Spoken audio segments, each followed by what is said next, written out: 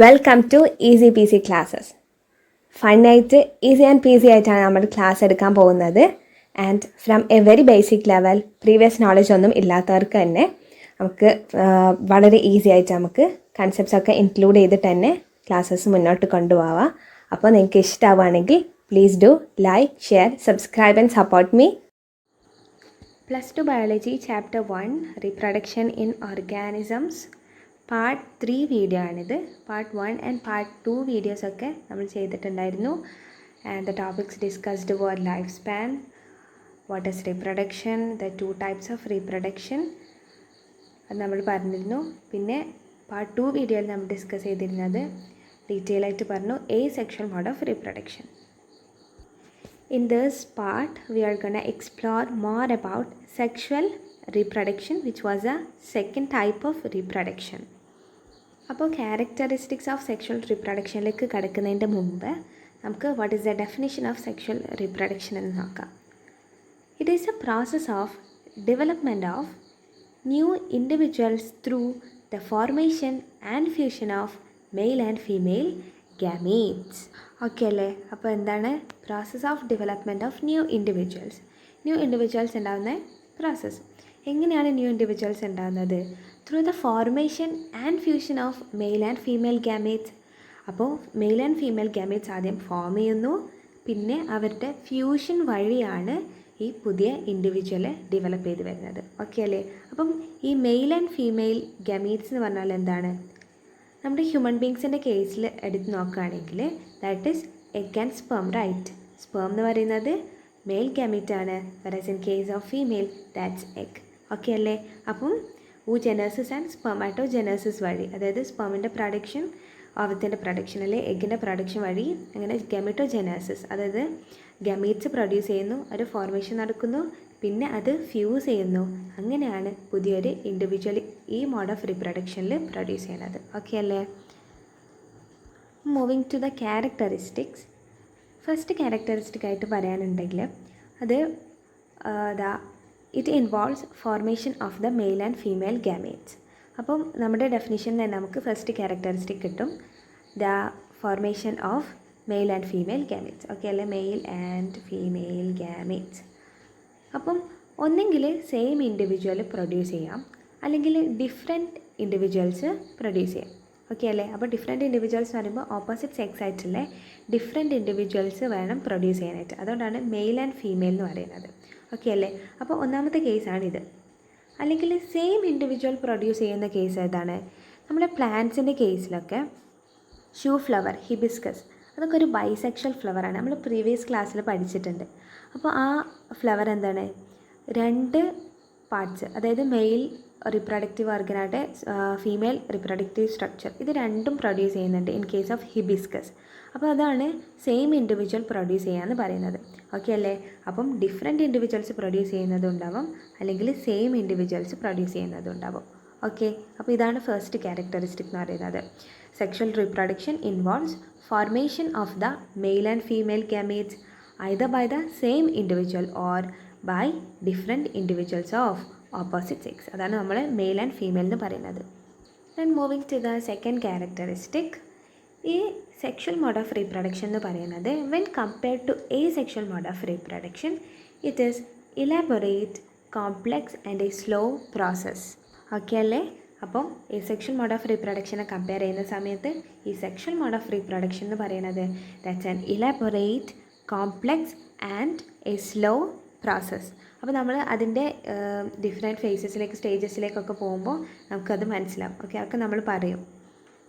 Then moving to the third characteristic. Because of the fusion of male and female gametes, sexual reproduction results in offsprings that are not identical to the parents or amongst themselves.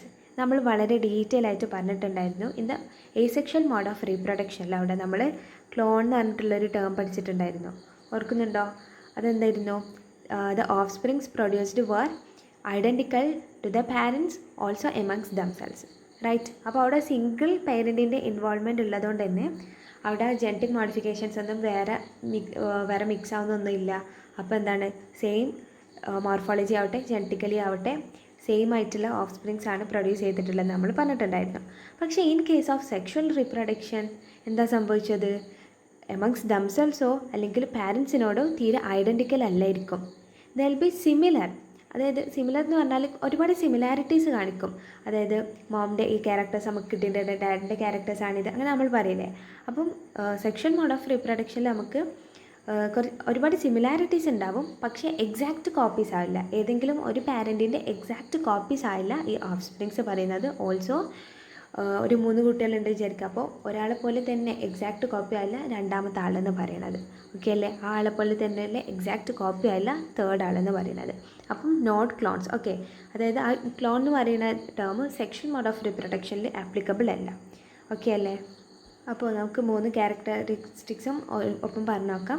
First one is it involves a formation of male and female gametes. അപ്പം opposite sex ആയിട്ടുള്ള different individuals produce ചെയ്യും, അല്ലെങ്കിൽ same individual തന്നെ produce ചെയ്യും. പ്ലാന്റ്സിൻ്റെ കേസിൽ നമ്മൾ പറഞ്ഞു, bisexual ആയിട്ടുള്ള ഫ്ലവേഴ്സിനൊക്കെ. Then second one was when comparing the sexual mode of reproduction to asexual mode of reproduction. Sexual mode of reproduction എന്ന് പറയുന്നത് എന്താണ്? Elaborate, complex and is a slow process. Then the third one is produce ചെയ്തിട്ടുള്ള offsprings എന്ന് പറയുന്നത് they are not identical to the parents or amongst themselves. Okay, ഇനി fascinating ആയിട്ടുള്ള ഒരു interesting ആയിട്ടുള്ള ഒരു കാര്യമാണ് പറയാൻ പോകുന്നത്. നമ്മൾ സെക്ഷുവലി റീപ്രൊഡ്യൂസ് ചെയ്യുന്ന ഓർഗാനിസംസ് വൈഡ് റേഞ്ച് ഉണ്ടല്ലോ. പ്ലാന്റ്സ്, അനിമൽസ് അല്ലെങ്കിൽ ഫഞ്ചായി, ഇങ്ങനത്തെ ഡിഫറെൻറ്റ് ഓർഗാനിസംസിനെ ഒബ്സർവ് ചെയ്ത സമയത്ത് നമുക്കറിയാം, ഒബ്സർവ് ചെയ്യുമ്പോൾ നമുക്ക് എന്ത് കാണും? External morphology, internal structure, physiology. ഈ പറയപ്പെട്ട morphology, structure, internal structure, physiology, ഇതിലൊക്കെ ഈ ഓർഗാനിസംസ് പറയുന്നത് നല്ലോണം ഡിഫർ ചെയ്യുന്നുണ്ട്, നല്ല ഡിഫറൻസ് കാണിക്കുന്നുണ്ട്. പക്ഷേ ഇവർ സെക്ഷൽ മോഡ് ഓഫ് റീപ്രൊഡക്ഷൻ ആണ് ഫോളോ ചെയ്യുന്നുള്ളത് എന്ന കാരണത്താൽ ഇവർ കുറച്ച് സിമിലാരിറ്റീസ് ഷെയർ ചെയ്യുന്നുണ്ട്, സിമിലർ പാറ്റേൺസ് അവരുടെ ലൈഫിൽ ഷെയർ ചെയ്യുന്നുണ്ട്. ഓക്കെ അല്ലേ? ചില സിമിലർ പാറ്റേൺസ് ഇതിലും സിമിലാരിറ്റീസ് കാണിക്കുന്നുണ്ട്. അത് ശരിക്കും സർപ്രൈസിങ് ആണ്. കാരണം എന്താണ്, മോർഫോളജിക്കലി, അതായത് എക്സ്റ്റേണൽ അപ്പിയറൻസ് കണ്ടിട്ടോ, അല്ലെങ്കിൽ സ്ട്രക്ചർ, ഇൻറ്റേർണൽ സ്ട്രക്ചർ, ബോഡീൻ്റെ ഉള്ളിലുള്ള ഓർഗൻസിൻ്റെയൊക്കെ സ്ട്രക്ചർ എടുത്ത് നോക്കിയാലോ, അല്ലെങ്കിൽ ഫിസിയോളജി, അവരുടെ ഫങ്ഷൻസ്, സ്ട്രക്ചേഴ്സിൻ്റെ ഫങ്ഷൻസ് എടുത്ത് നോക്കുമ്പോഴോ നമുക്ക് തീരെ ഡിഫറൻസ് കാണുന്നില്ല.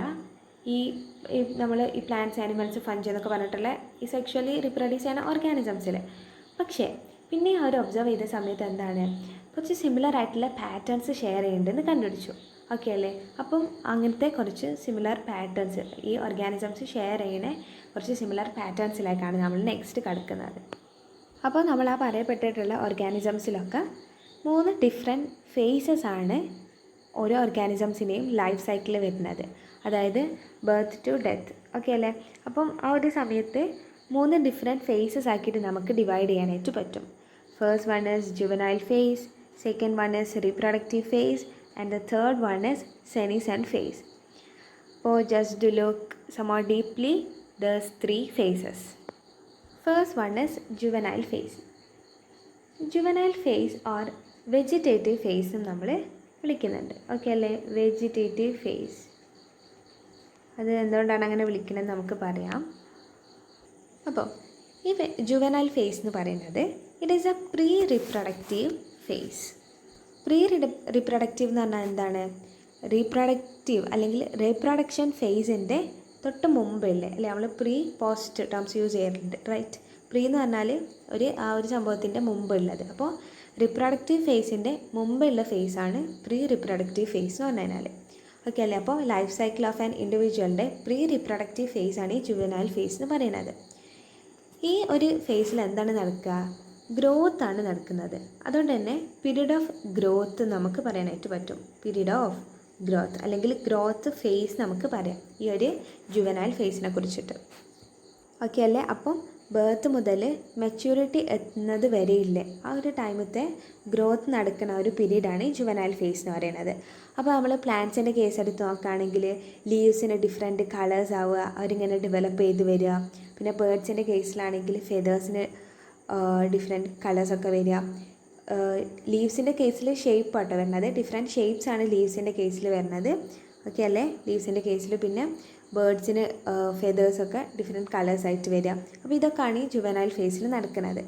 അപ്പോൾ നമ്മൾ വെജിറ്റേറ്റീവ് റീപ്രൊഡക്ഷനെ കുറിച്ച് പറഞ്ഞത് ഓർമ്മ കേട്ടോ. അത് പ്ലാന്റ്സിലെ എസെക്ഷൽ മോഡ് ഓഫ് റീപ്രൊഡക്ഷനെയാണ് നമ്മൾ വെജിറ്റേറ്റീവ് പ്രൊപ്പഗേഷൻ എന്ന് പറയുന്നത്. അപ്പോൾ ഈ പ്ലാന്റ്സിലുള്ള പ്രീ റിപ്രൊഡക്റ്റീവ് ഫേസ് അല്ലെങ്കിൽ ഈ ജുവനൈൽ ഫേസിനെ വിളിക്കുന്ന പേരാണ് വെജിറ്റേറ്റീവ് ഫേസ്. ഓക്കെ അല്ലേ? Vegetative phase. ഓക്കെ, അപ്പോൾ അനിമൽസിൻ്റെ കേസൊക്കെ ആണെങ്കിൽ നമ്മൾ ജുവനൈൽ ഫേസിനെ വിളിക്കും. പ്ലാന്റ്സിൻ്റെ കേസിലേക്ക് വരികയാണെങ്കിൽ ദാറ്റ് ഈസ് വെജിറ്റേറ്റീവ് ഫേസ്. അപ്പം ഈ ഒരു ഫേസിൻ്റെ ഡ്യൂറേഷൻ എന്ന് പറയുന്നത് ഡിഫറെൻ്റ് ആയിരിക്കും ഡിഫറെൻ്റ് ഓർഗാനിസംസിൽ. പക്ഷേ ഈ സെക്ഷുവലി റീപ്രൊഡ്യൂസ് ചെയ്യുന്ന എല്ലാ ഓർഗാനിസംസിലും ഈ ബർത്ത് മുതൽ മെച്യൂരിറ്റി എത്തുന്നത് വരെയില്ല ആ ഒരു ടൈം പീരീഡിനെ വിളിക്കുന്ന പേരാണ് juvenile phase in case of animals and all. പ്ലാന്റ്സിൻ്റെ കേസിലാണെങ്കിൽ വെജിറ്റേറ്റീവ് ഫേസ് ആണ് നമ്മൾ വിളിക്കുന്നത്. That's all about juvenile phase or vegetative phase. Okay, let's go to the second phase, that is reproductive phase. അപ്പം ഓർഗാനിസംസ് റീപ്രൊഡ്യൂസ് ചെയ്യുന്ന face ആണ് reproductive face എന്ന് പറഞ്ഞാൽ. From the name it self we do get it, reproduction അല്ലെങ്കിൽ reproduce ചെയ്യുന്ന organisms reproduce ചെയ്യണത് ഈ ഒരു ഫേസിൽ വെച്ചിട്ടാണ്. റീപ്രൊഡക്റ്റീവ് ഓർഗൻസ് ഡെവലപ്പ് ചെയ്യുകയും ആ ഓർഗൻസ് മെച്യൂർ ചെയ്യുകയും ചെയ്യുന്ന ഈ ഒരു പീരീഡിനെ വിളിക്കുന്ന പേരാണ് പ്യൂബർട്ടി. നമ്മൾ കേട്ടിട്ടുണ്ടാവും പ്യൂബർട്ടി. ഓക്കെ അല്ലേ? അതെന്താണ്? റീപ്രൊഡക്റ്റീവ് ഓർഗൻസിൻ്റെ ഡെവലപ്മെൻ്റ് ആണ്. എന്ത് ഓർഗൻസിൻ്റെ? റീപ്രൊഡക്റ്റീവ് ഓർഗൻസിൻ്റെ ഡെവലപ്മെൻറ്റ്. ഓക്കെ അല്ലേ? ആ ഒരു പീരീഡിനെ വിളിക്കുന്ന പേരാണ് പ്യൂബർട്ടി. അപ്പോൾ ഇത് നമുക്ക് ഈസിലി ഒബ്സർവബിൾ ആണ് ഇൻ കേസ് ഓഫ് പ്ലാന്റ്സ്. എങ്ങനെയാണ് ഈ പ്ലാന്റ്സ് റീപ്രൊഡക്റ്റീവ് ഫേസിൽ എത്തിയില്ല നമുക്ക് മനസ്സിലാവുന്നത്? That's due to the presence of or the appearance of flowers എന്ന് പറഞ്ഞാൽ എന്താണ്? റീപ്രൊഡക്റ്റീവ് ഓർഗനാണ് പ്ലാന്റ്സിൻ്റെ കേസിൽ, റൈറ്റ്? അപ്പം ആ ഫ്ലവേഴ്സിൻ്റെ അപ്പിയറൻസ് എന്ന് പറയുന്നത് എന്താണ്? ഈ പ്ലാന്റ്സിൻ്റെ കേസിലെ റീപ്രൊഡക്റ്റീവ് ഫേസ് വന്നെന്നുള്ള തെളിവാണ്. ഓക്കെ അല്ലേ? ഇവിടെ കൊടുത്തിട്ടുള്ള ടേംസൊക്കെ നിങ്ങൾ കേട്ടിട്ടുണ്ടോ? ആനുവൽ, ബൈനിയൽ, പെരന്യൽ പ്ലാന്റ്സ് ഒക്കെ. ആനുവൽ പ്ലാന്റ്സ് എന്ന് പറഞ്ഞു കഴിഞ്ഞാൽ ലൈഫ് സ്പാൻ 1 year ഉള്ള, അതായത് ബർത്ത് ടു ഡെത്ത് ആ ഒരു പീരീഡ് എന്ന് പറയുന്നത് 1 year ആയിരിക്കും in case of annual plants. Biennial plants എന്ന് പറഞ്ഞാൽ അവരുടെ ലൈഫ് സ്പാൻ എന്ന് പറയുന്നത് 2 years ആണ്. ഓക്കെ, അപ്പോൾ 2 years ലൈഫ് സ്പാൻ ഉള്ള ആൾക്കാരാണ് ബൈനിയൽ പ്ലാന്റ്സ് എന്ന് പറയുന്നത്. അപ്പോൾ അവരുടെ ഫസ്റ്റ് ഇയറിൽ ജെർമിനേഷൻ, റൂട്ടൊക്കെ ഡെവലപ്പ് ചെയ്യുന്നു, സ്റ്റെം വരുന്നു, ലീവ്സ് വരുന്നു. ഇതാണ് ഫസ്റ്റ് ഇയറിൽ ഈ ബൈനിയൽ പ്ലാന്റ്സിൻ്റെ കേസിൽ നടക്കുന്നത്. Okay, in the second year flowers വരുന്നു, ഫ്രൂട്ട്സ് വരുന്നു, അതായത് റീപ്രൊഡക്റ്റീവ് ഫേസിലേക്കൊക്കെ കടക്കും. അപ്പം ഈ ആനുവൽ ആൻഡ് ബൈനിയൽ പ്ലാന്റ്സിൽ ഈ നമ്മൾ പറഞ്ഞിട്ടുള്ള ലൈഫ് സൈക്കിളിൻ്റെ 3 phases, അതായത് first 1 vegetative phase, second 1 reproductive phase and third 1 senescent phase എന്ന് പറയുന്നത് 3 ഭയങ്കര എക്സ്പ്രസീവാണ്. നമ്മൾ ഒബ്സർവ് ചെയ്താൽ നമുക്ക് പെട്ടെന്ന് നമുക്ക് മനസ്സിലാക്കിയെടുക്കാനായിട്ട് പറ്റും. But in case of perennial plants പറഞ്ഞാൽ എന്താണ്? അവർക്ക് 2 yearsനെക്കാട്ടിലും കൂടുതൽ ഇയേഴ്സ് ലൈഫ് സ്പാൻ ഉള്ള ആൾക്കാരാണ്. ഓക്കെ അല്ലേ? അപ്പം ഇവർ എന്താണ് ഈ 3 ഫേസസും ഇങ്ങനെ ഒരു സൈക്കിൾ പോലെ ഇങ്ങനെ റിപ്പീറ്റ് ചെയ്തുകൊണ്ടിരിക്കും പെരന്യൽ പ്ലാന്റ്സിൻ്റെ കേസിൽ. അപ്പോൾ നമ്മൾ ഒബ്സർവ് ചെയ്താൽ നമുക്ക് ഒരു പിടുത്തം കിട്ടില്ല ഏത് ഫേസിലാണുള്ളത്, അല്ലെങ്കിൽ നമുക്ക് ഇങ്ങനെ ഒരു കൺക്ലൂഷനിലേക്ക് എത്താൻ പറ്റില്ല ഇയാൾ ഈ പ്ലാന്റ് ഈ മാസം ഇത് തുടങ്ങി, അങ്ങനെ നമുക്ക് പറയാനായിട്ട് പറ്റില്ല. കാരണം ഒരിതിങ്ങനെ റിപ്പീറ്റ് ചെയ്തുകൊണ്ടിരിക്കും. ആനുവൽ പ്ലാന്റ്സിൻ്റെയും ബൈനിയൽ പ്ലാന്റ്സിൻ്റെയും കേസിലുള്ള പോലെയല്ല. ഓക്കെ അല്ലേ? ഇനി നമുക്ക് അൺയൂഷ്വൽ ഫ്ലവറിങ് ഫിനോമിനൻ കാണിക്കുന്ന കുറച്ച് 2 പ്ലാന്റ്സിനെ പരിചയപ്പെടാം. അൺയൂഷ്വൽ ഫ്ലവറിങ് ഫിനോമിനൻ എന്ന് പറഞ്ഞാൽ എന്താണ്? ഫസ്റ്റ്ലി സാധാരണ ഫ്ലവർ ചെയ്യണേ ആ ഒരു പാറ്റേൺ ഉണ്ടാവുമല്ലോ, നോർമാലിറ്റിയിൽ നിന്ന് മാറിയിട്ട് കുറച്ച് ഡിഫറെൻ്റ് ആയിട്ട് ഫ്ലവറിങ് ഫിനോമിനൻ കാണിക്കുന്ന ആൾക്കാരെ കുറിച്ചാണ് നമ്മൾ പറയാൻ പോകുന്നത്. First 1 is bamboo. ബാംബുവിൻ്റെ പ്രത്യേകത എന്താണെന്ന് വെച്ചാൽ ആ ഒരു flower only once in their life time, അവരുടെ ലൈഫ് ടൈമിൽ ഒരൊറ്റ പ്രാവശ്യം ഒരു പൂക്കുള്ളൂ, അതായത് റീപ്രൊഡക്റ്റീവ് ഫേസൊക്കെ ഒരു പ്രാവശ്യം വരുള്ളൂ.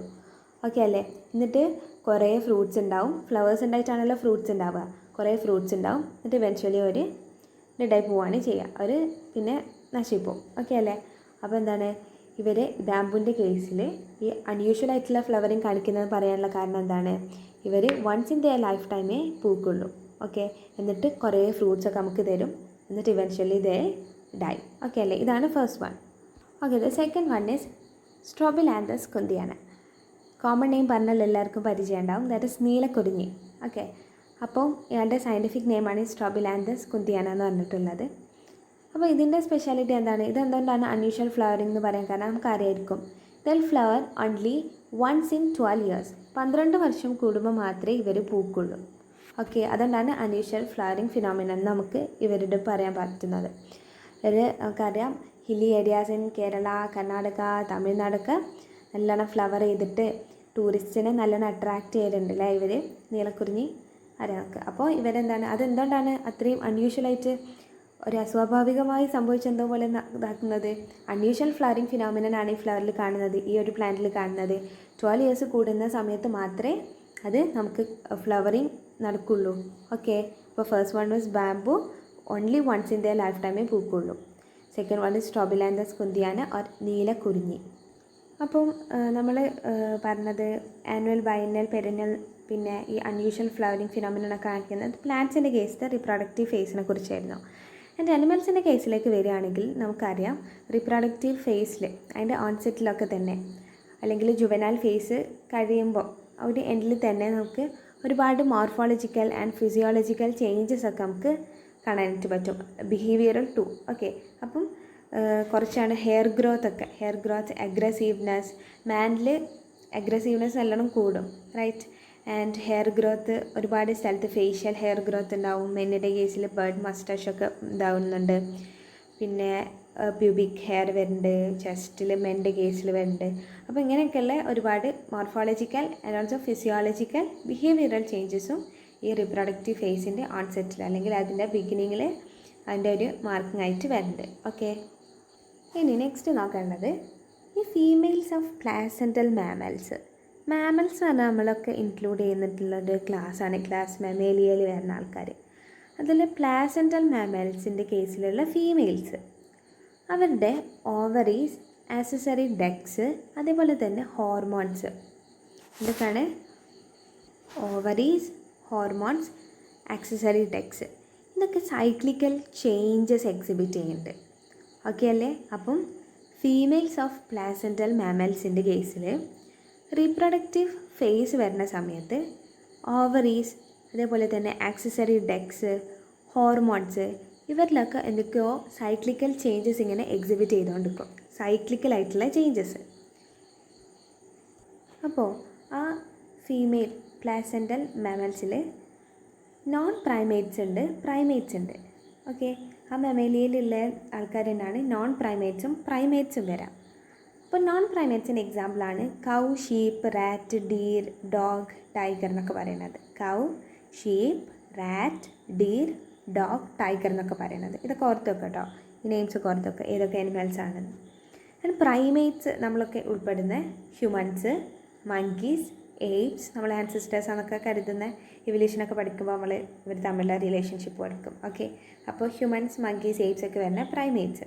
ഇങ്ങനെ രണ്ടാക്കിയിട്ട് നമുക്ക് ഈ മെമൽസിനെ ക്ലാസിഫൈ ചെയ്യാനായിട്ട് പറ്റും. അപ്പോൾ ഈ നോൺ പ്രൈമേറ്റ്സിൽ ഈ സൈക്കിളിനെ വിളിക്കുന്ന പേരാണ്, അതായത് നമ്മൾ പറഞ്ഞിരുന്നു ഓവറീസ്, ആക്സസറി ഡക്ട്സ്, അതേപോലെ തന്നെ ഹോർമോൺസ്, അവരുടെയൊക്കെ ആക്ടിവിറ്റീസിൽ സംതിങ് സൈക്ലിക്കലായിട്ടുള്ള ചേഞ്ചസ് എക്സിബിറ്റ് ചെയ്യുന്നുണ്ട്. നമ്മളതിനെ 2 ടൈപ്സ് ആക്കി ക്ലാസിഫൈ ചെയ്യാണ്. എന്തിനാണെന്ന് വെച്ചാൽ നോൺ പ്രൈമേറ്റ്സ് എക്സിബിറ്റ് ചെയ്യുന്ന ആ ഒരു സൈക്ലിക്കൽ ചേഞ്ചസ് നമുക്ക് ഈസ്ട്രസ് സൈക്കിളിനെ വിളിക്കാം. What is oestrus cycle?